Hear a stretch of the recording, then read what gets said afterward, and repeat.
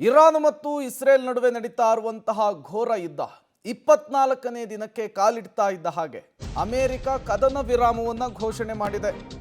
ಅರ್ಥಾತ್ 5 ದಿನ ತಾತ್ಕಾಲಿಕ ಬ್ರೇಕ್ ಅನ್ನು ಹಾಕೋದಕ್ಕೆ ಮುಂದಾಗ್ತಾ ಇದೆ. ಇರಾನ್ನ ವಾಯುನೆಲೆಯನ್ನು ನಾವು ಧ್ವಂಸ ಮಾಡಿದ್ದೇವೆ ಅಂತ ಹೇಳಿ ಮತ್ತೊಮ್ಮೆ ಡೊನಾಲ್ಡ್ ಟ್ರಂಪ್ ಹೇಳ್ತಾ ಇದ್ದಾರೆ. ಇರಾನ್ನ ನೌಕಾನೆಲೆಗಳನ್ನು ಧ್ವಂಸ ಮಾಡಲಾಗಿದೆ. ಇರಾನ್ ಜೊತೆಗಿನ ಒಪ್ಪಂದಕ್ಕೆ ಇದು ಒಳ್ಳೆಯ ಸಮಯ ಅಂತೇಳಿ ಡೊನಾಲ್ಡ್ ಟ್ರಂಪೇ ಹೇಳ್ತಾ ಇರುವಂಥದ್ದು. 90% ಇರಾನ್ ಶಸ್ತ್ರಾಸ್ತ್ರಗಳನ್ನು ಅಮೆರಿಕ ಉಡೀಸ್ ಮಾಡಿದೆ. ಅಮೆರಿಕ ಅಧ್ಯಕ್ಷ ಡೊನಾಲ್ಡ್ ಟ್ರಂಪ್ ಮತ್ತೊಮ್ಮೆ ಇರಾನ್ನನ್ನು ನಾವು ನಾಮಾವಶೇಷ ಮಾಡಿದ್ದೇವೆ ಅನ್ನುವಂತಹ ಅರ್ಥದಲ್ಲಿ ಹೇಳಿಕೆಯನ್ನು ಪುನರುಚ್ಚರಿಸಿದ್ದಾರೆ.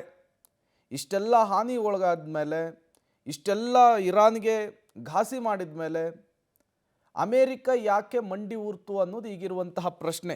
ಒಂದು ಕಡೆ ಇರಾನ್ ಒಪ್ಕೊಳ್ಳೋದಕ್ಕೆ ರೆಡಿ ಇಲ್ಲ ಈ ಕದನ ವಿರಾಮವನ್ನು, ತಾತ್ಕಾಲಿಕ ಬ್ರೇಕನ್ನು. ಬಟ್ ಅಮೇರಿಕಾದ ಅಧ್ಯಕ್ಷ ಡೊನಾಲ್ಡ್ ಟ್ರಂಪ್ ಘೋಷಣೆ ಮಾಡಿಬಿಟ್ಟಿದ್ದಾರೆ.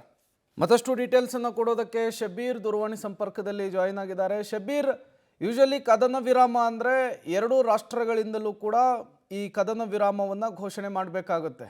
ಬಟ್ ಅಮೇರಿಕಾದ ಅಧ್ಯಕ್ಷರು ಒನ್ ಸೈಡೆಡ್ ಈಗ ಸ್ಟೇಟ್ಮೆಂಟನ್ನು ಕೊಡ್ತಾ ಇರುವಂಥದ್ದು.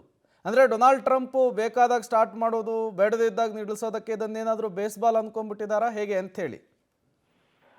ನೋಡಿ, ಸದ್ಯಕ್ಕೆ ಮೇಲ್ನೋಟಕ್ಕೆ ಹಾಗೆ ಕಾಣಿಸ್ತಾ ಇರುವಂತದ್ದು. ಅಮೆರಿಕ ತಾನು ಏನ್ ಬೇಕಾದ್ರೂ ನಿರ್ಧಾರಗಳನ್ನ ತೆಗೆದುಕೊಳ್ಬಹುದು ಅನ್ನುವಂತಹ ಮನಸ್ಥಿತಿಗೆ ಬಂದು ತಲುಪದಂತೆ ಕಾಣಿಸ್ತಾ ಇರುವಂತದ್ದು. ಈ ಹಿಂದೆ ಹಲವಾರು ಯುದ್ಧಗಳನ್ನ ನಾವು ಗಮನಿಸಿದ್ದೇವೆ. ಇಂತಹ ಯುದ್ಧಗಳು ನಡೆದಂತ ಸಂದರ್ಭದಲ್ಲಿ ಮೂರನೇ ರಾಷ್ಟ್ರ ಮಧ್ಯಸ್ಥಿಕೆಯನ್ನು ವಹಿಸಿ ಎರಡೂ ದೇಶಗಳನ್ನ ವಿಶ್ವಾಸಕ್ಕೆ ತೆಗೆದುಕೊಂಡು ಎರಡೂ ಕಡೆಯಿಂದ ದಾಳಿ ಪ್ರತಿದಾಳಿಗಳನ್ನ ನಿಲ್ಲಿಸುವಂತ ಕೆಲಸಗಳಾಗತ್ತೆ. ಆದ್ರೆ ಅಮೆರಿಕ ಯುದ್ಧವನ್ನ ಆರಂಭಿಸಿ 24 ದಿನಗಳಾದ ಬಳಿಕ ಈಗ ಏಕಾಏಕಿ ಯುದ್ಧವನ್ನ ನಿಲ್ಲಿಸುವಂತಹ ಮಾತುಗಳನ್ನಾಡಿದ್ದಾರೆ. ಮತ್ತೆ 5 ದಿನಗಳ ತಾತ್ಕಾಲಿಕ ಬ್ರೇಕ್ ಅನ್ನ ಕೂಡ ಈಗ ಘೋಷಣೆ ಮಾಡಿರುವಂತದ್ದು. ಈಗ ಡೊನಾಲ್ಡ್ ಟ್ರಂಪ್ ಅವರು ಹೇಳ್ತಾ ಇರುವಂತದ್ದು, ಕಳೆದ 2 ದಿನಗಳಿಂದ ಇರಾನ್ ನಮ್ಮನ್ನ ಸಂಪರ್ಕಿಸಿತ್ತು, ಮತ್ತೆ ಮಾತುಕತೆಯನ್ನ ಕೂಡ ನಡೆಸಿತ್ತು. ಮಾತುಕತೆಗಳು ಫಲಪ್ರದ ಆಗಿರುವಂತದ್ದು. ಇದ್ರ ಜೊತೆಗೆ ನಾವು ಬಹಳ ದೊಡ್ಡ ಪ್ರಮಾಣದ ದಾಳಿಗಳನ್ನ ಕೂಡ ಈಗಾಗಲೇ ಮಾಡಿ ಮುಗಿಸಿದ್ದೇವೆ. ವಾಯುನೆಲೆಗಳು, ನೌಕಾನೆಲೆಗಳನ್ನೆಲ್ಲ ಸಂಪೂರ್ಣವಾಗಿ ನಾಶ ಮಾಡಿದ್ದೇವೆ. ಈಗ ಇರಾನ್ ನಲ್ಲಿರುವಂತಹ 90% ನಷ್ಟು ಶಸ್ತ್ರಾಸ್ತ್ರಗಳನ್ನ ಕೂಡ ನಾಶ ಮಾಡಿದ್ದೇವೆ. ಸೊ ಹೀಗಾಗಿ ಇರಾನ್ ನಲ್ಲಿ ಏನೂ ಕೂಡ ಈಗ ಉಳಿದಿಲ್ಲ. ಸೊ ಈ ಹಂತದಲ್ಲಿ ಇರಾನ್ ಸಂಪೂರ್ಣವಾಗಿ ಸರೆಂಡರ್ ಆಗಿ ಮಾತುಕತೆಗೆ ಬಂದಿತ್ತು. ಮಾತುಕತೆಗಳು ಬಲಪ್ರದವಾಗಿರುವಂತಹ ಹಿನ್ನೆಲೆಯಲ್ಲಿ ಈಗ ನಾವು ಅದನ್ನ ಒಪ್ಕೊಂಡು ಈಗ 5 ದಿನಗಳ ತಾತ್ಕಾಲಿಕ ಬ್ರೇಕ್ ಅನ್ನ ಕೂಡ ಘೋಷಣೆ ಮಾಡಿದ್ದೇವೆ ಅನ್ನುವಂತ ನಿಟ್ಟಿನಲ್ಲಿ ಹೇಳಿಕೆಯನ್ನ ಕೊಡ್ತಾ ಇದ್ದಾರೆ. ಆದ್ರೆ ಇರಾನ್ ಇದನ್ನ ಸಂಪೂರ್ಣವಾಗಿ ತಿರಸ್ಕರಿಸಿರುವಂತದ್ದು. ಯಾವುದೇ ರೀತಿಯಾದಂತಹ ಮಾತುಕತೆಗಳು ಅಮೆರಿಕ ಮತ್ತೆ ಇರಾನ್ ನಡುವೆ ನಡೆದಿಲ್ಲ. ಮತ್ತೆ ನಾವು ಯಾವುದೇ ಮಾತುಕತೆಗೂ ಕೂಡ ಪ್ರಸ್ತಾಪವನ್ನಿಟ್ಟಿಲ್ಲ. ಜಾಗತಿಕ ಮಾರುಕಟ್ಟೆಯನ್ನ ಮ್ಯಾನಿಪುಲೇಟ್ ಮಾಡೋಕ್ಕೋಸ್ಕರ ಟ್ರಂಪ್ ಈ ರೀತಿಯಾದಂತಹ ಹೇಳಿಕೆಗಳನ್ನ ಕೊಡ್ತಾರೆ ಅನ್ನುವಂಥದ್ದನ್ನ ಹೇಳಿರುವಂತದ್ದು. ಮತ್ತೆ ದಾಳಿಗಳನ್ನ ಮುಂದುವರಿಸೋದ್ರ ಬಗ್ಗೆ ಸುಳಿವನ್ನು ಕೂಡ ಇರಾನ್ ಕೊಟ್ಟಿರುವಂತದ್ದು. ಪ್ರೇಮ್, ಓಕೆ ಶಬೀರ್, ಹಾಗೆ ಸಂಪರ್ಕದಲ್ಲಿರಿ, ಮತ್ತಷ್ಟು ಡೀಟೇಲ್ಸ್ ನಿಮ್ಮಿಂದ ಪಡಿತಾ ಹೋಗ್ತೀನಿ.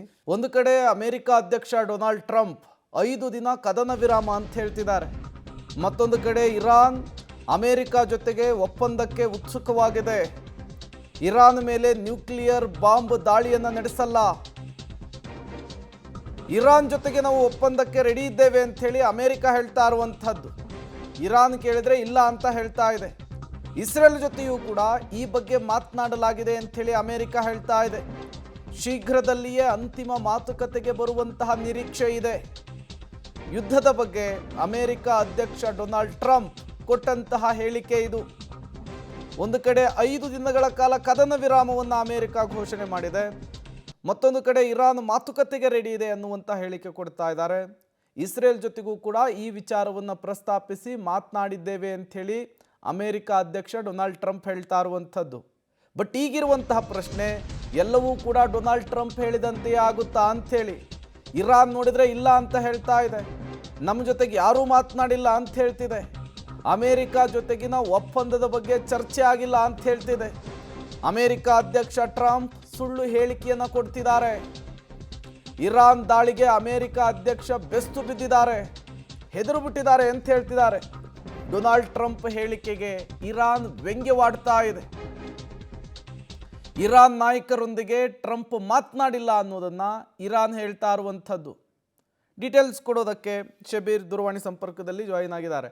ಶಬೀರ್, ಟ್ರಂಪ್ ನೋಡಿದರೆ ಕದನ ವಿರಾಮ ಅಂತಾರೆ, ಇರಾನ್ ನೋಡಿದರೆ ನಮ್ಗೆ ಇದ್ರ ಬಗ್ಗೆ ಗೊತ್ತೇ ಇಲ್ಲ ಅಂತ ಹೇಳ್ತಾರೆ. ಬಟ್ ಈಗಿರುವಂತಹ ಪ್ರಶ್ನೆ, ಡೊನಾಲ್ಡ್ ಟ್ರಂಪ್ ಹೇಳಿದಂತೆ ಆಗುತ್ತಾ ಅಂಥೇಳಿ. ಏಕೆಂದರೆ ಇಂಡಿಯಾ ಮತ್ತು ಪಾಕಿಸ್ತಾನದ ನಡುವೆ ಹಿಂದೆ ಆಪರೇಷನ್ ಸಿಂಧೂರದ ಸಂದರ್ಭದಲ್ಲಾದಂತಹ ಬೆಳವಣಿಗೆಗಳನ್ನು ನೋಡಿದ್ವಿ. ಊರಿಗಿಂತ ಮುಂಚೆ ಡೊನಾಲ್ಡ್ ಟ್ರಂಪ್ ಹೇಳಿದರು. ಇಲ್ಲೂ ಕೂಡ ಅವ್ರು ಹೇಳಿದ ರೀತಿಯಲ್ಲಿ ಆಗುತ್ತಾ ಅನ್ನುವಂತಹ ಮಾತಿದೆ.